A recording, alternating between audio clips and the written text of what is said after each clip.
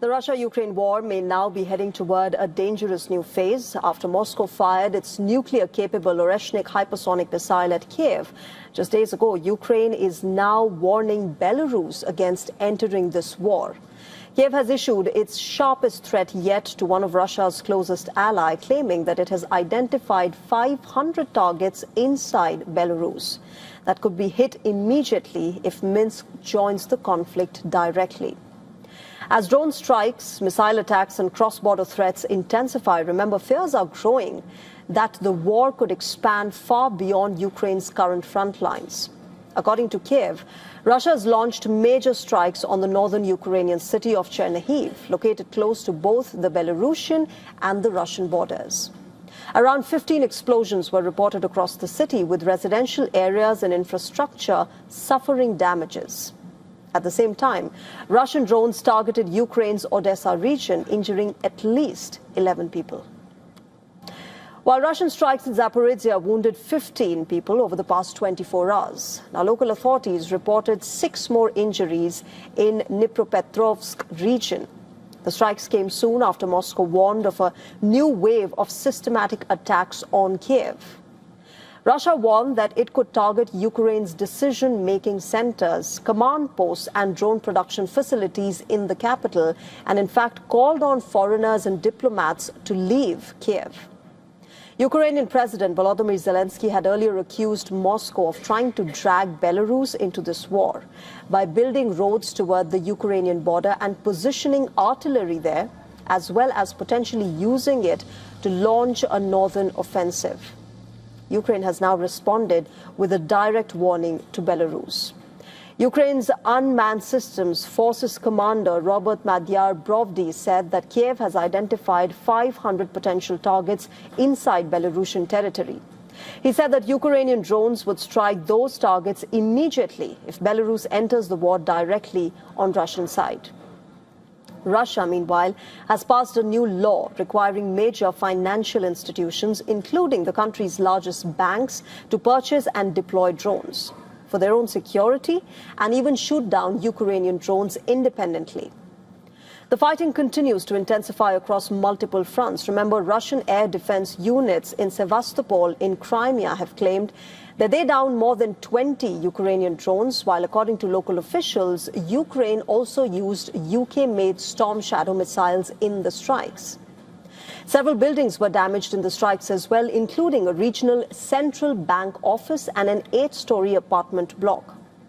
Sevastopol governor said that a missile hit the building of the central bank's southern department, setting its roof on fire and damaging nearby buildings. In the southern Russian city of Taganrog, the local mayor said that the 2 people were wounded after Russia intercepted a missile. Ukrainian strikes also once again hit the Tuapse municipality, where drone debris caused a fire at a sea terminal.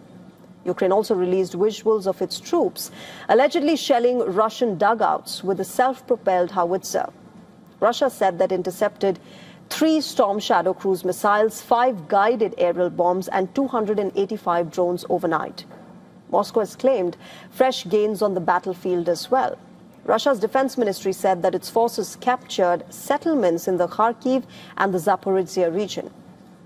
The war is now also raising new concerns inside NATO. Latvia has started strengthening anti-drone defenses along its borders with Russia and Belarus after several Ukrainian drones allegedly strayed into the Baltic airspace in recent weeks. The incidents have increased regional tensions at a time when questions are being raised about the future of American commitment to NATO's collective security. With Ukraine openly threatening strikes inside Belarus, Russia continuing to expand its missile and drone warfare, the war appears to be moving toward a far more dangerous and unpredictable stage. Europe is now entering a new nuclear era. As Russia expands its military pressure and the United States shifts its attention toward West Asia, France is stepping forward with a powerful new offer.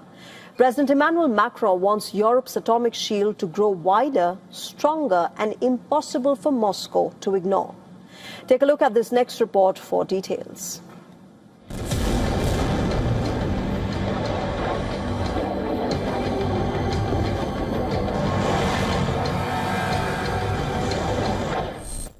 For decades, Europe's nuclear security rested heavily on the United States. American warheads, American submarines, and the NATO umbrella formed the backbone of deterrence against Russia. The U.S. deploys an estimated 100 to 130 nuclear bombs across 6 bases in 5 NATO countries under a nuclear sharing arrangement that allows allies to help deliver the weapons during conflict. But now, deep inside European capitals, a new calculation is taking shape. What if Europe must increasingly defend itself? That question is driving a major shift led by Emmanuel Macron. France, the EU's only nuclear power after Brexit, is positioning its atomic arsenal as a pillar of European security, with closer coordination involving Germany, Poland, and the Netherlands. The message to Moscow is clear. Europe's deterrence may no longer rely solely on Washington. The shift comes as Russia modernizes its nuclear forces, and the Ukraine war fuels fears of wider conflict, while the US focuses more on China and the Indo-Pacific. German and Polish leaders have both called for stronger European deterrence.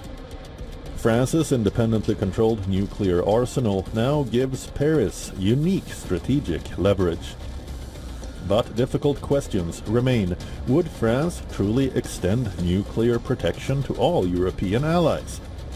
How would command structures work? And could a broader nuclear posture increase tensions further with Moscow?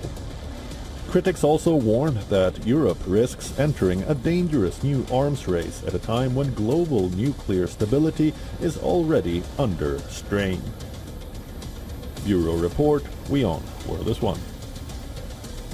In other updates, North Korea has once again raised tensions in the region after it conducted a major weapons test, which was overseen personally by Kim Jong-un. According to North Korean state media, the test involved a combination of tactical ballistic missiles, long-range artillery rockets, and what Pyongyang claims are AI-assisted precision cruise missiles. That's the most interesting bit. These launches were carried out off North Korea's western coast and are being described by the regime as a demonstration of modern warfare capability.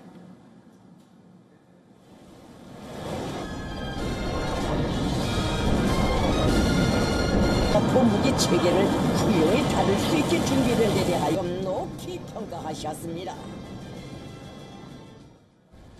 South Korea's military has confirmed that at least one ballistic missile was detected during the exercise. Analysts say the most significant development may be North Korea's claim that some of the cruise missiles used artificial intelligence for target recognition and terminal guidance, potentially signaling a new level of sophistication in the country's weapons program. The state media also said that the systems tested are capable of striking targets within about 100 kilometers, putting major urban centers, including Seoul, within range if deployed near the border. Now, these tests come amid growing concerns over military cooperation between North Korea and Russia, with Western officials alleging that Pyongyang has supplied weapons for use in the war in Ukraine.